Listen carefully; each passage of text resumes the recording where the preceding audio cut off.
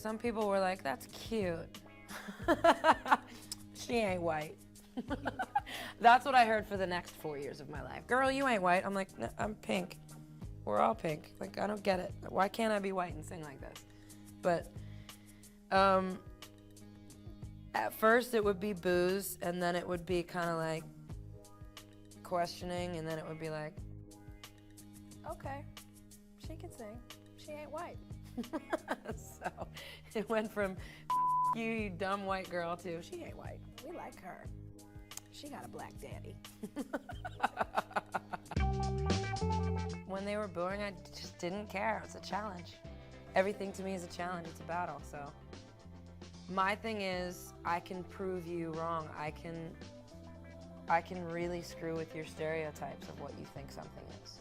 And that became my life's purpose. Not all white people have slaves. Not all Jews hoard money. You know, there's stereotypes out there, and I've been on both sides of it, and that's when I started getting really into the hip-hop community. And that's when I started being token white girl, and then I saw the reverse side of racism. I've had my friends' aunts tell me to get the hell out. And I've heard every name in the book that you can call a white person, too, and it's not a good feeling.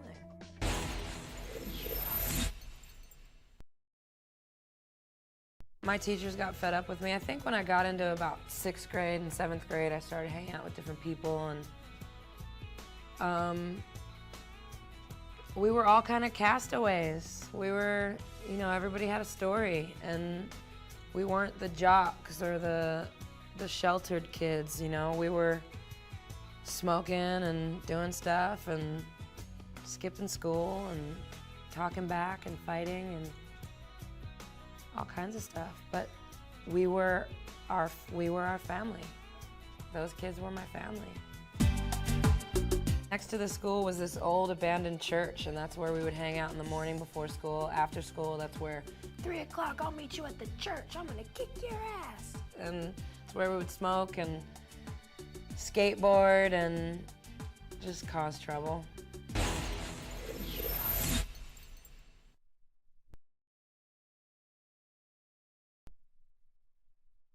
He basically took me into his office, shut the door, sat down.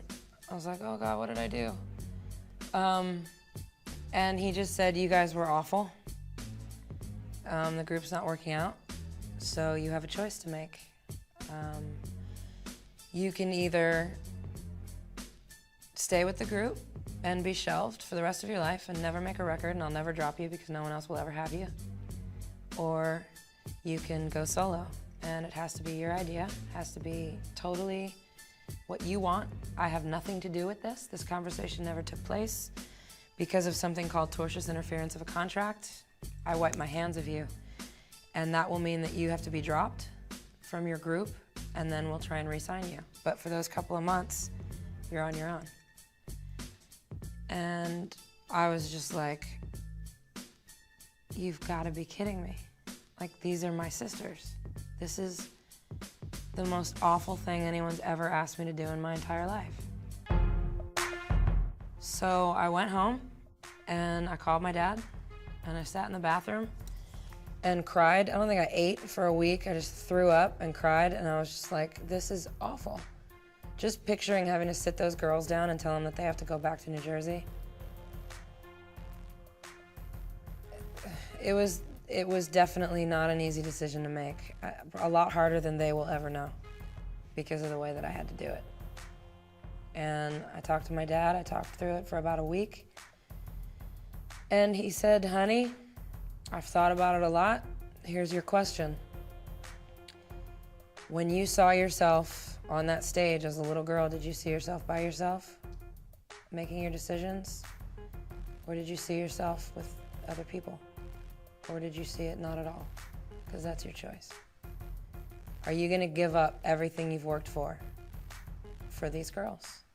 And he's like, I understand that I've taught you loyalty, but you gotta be loyal to yourself first, or you'll never be happy and you'll never forgive yourself. And I'm not saying he talked me into it, but he helped me along. At the end of the day, no one could make that choice except for me.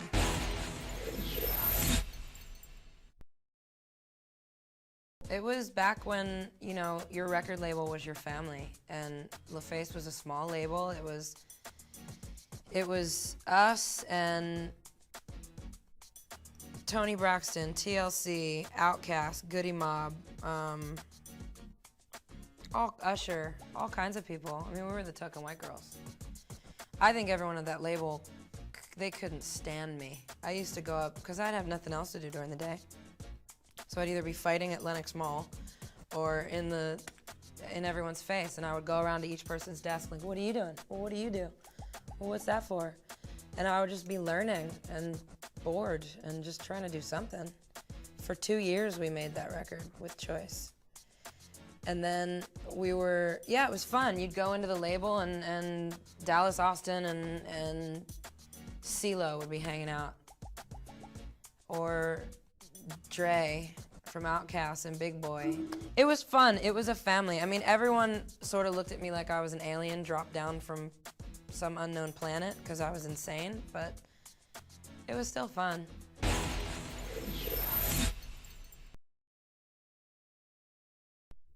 Kevin Federline, before K-Fed was born, was my backup dancer for 4 years. And Marty Kudelka, who now does Justin Timberlake's choreography, and Eddie Morales, and all these guys were all my dancers, and we used to sit at the back of the bus. And Kevin would try to rap, and oh, God.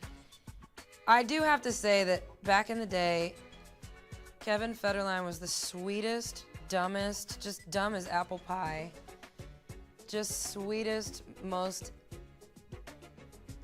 harmless kid you ever met in your life. Great dancer. He's in my Get the Party Started video. Sweet kid. I don't know what happened, but maybe he still is a sweet kid. Who knows?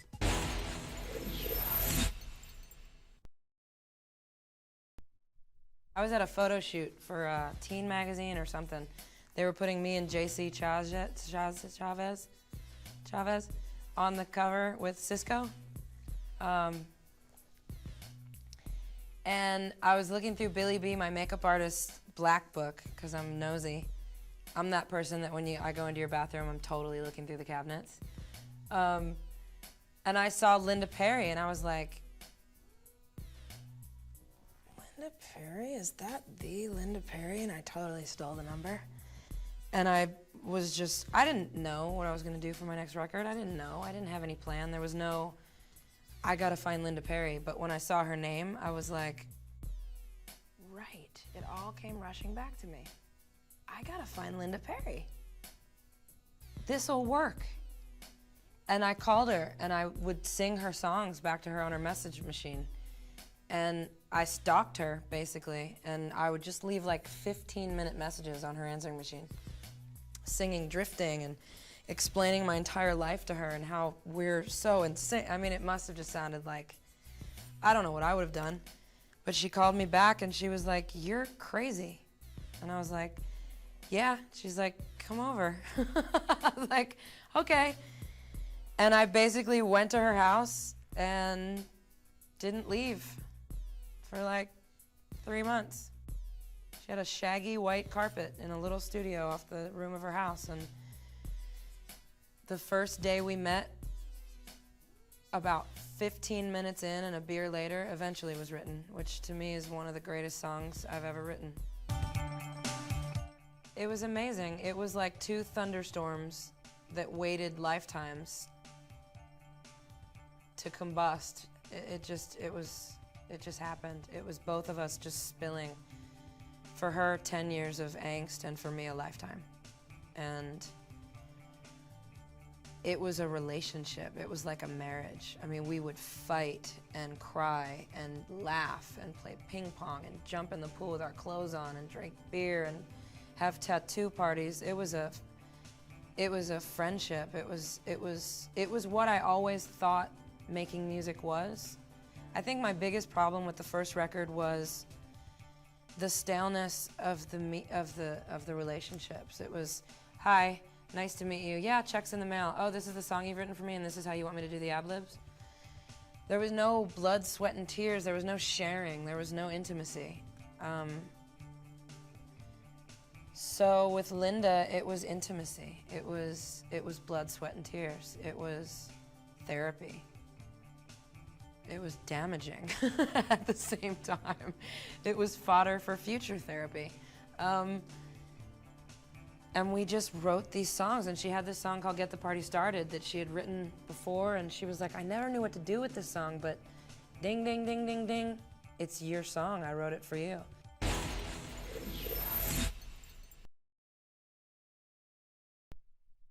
I think it's like the nurture versus nature question. I think I got a lot of it from my dad. I really, really was daddy's little girl, and my dad was, you know, the quintessential badass. Guerrilla warfare, Vietnam vet, sarcastic, barroom brawler, black belt, you know, jokester. He was a troublemaker, so I loved that. My dad would get out of a car. My dad carried a little bat. I don't know what you call those little tiny bats. Nunchucks and 357 under his seat of his car. And I remember being like 4 or 6 with my brother in the back seat, and some guy was riding, tailgating, and my dad just stopped on a 2-lane road and got out and started walking back with all 3, looking at him, trying to decide which one he was gonna use first. And me and my brother in the back seat like, yeah, get him, Dad!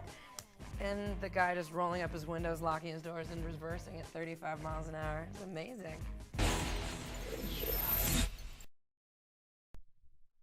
Carrie, the non-writer, you know, the motocross athlete, tough guy, had 150 people thinking he was A, perfect, and B, the most romantic, sentimental man in the entire world.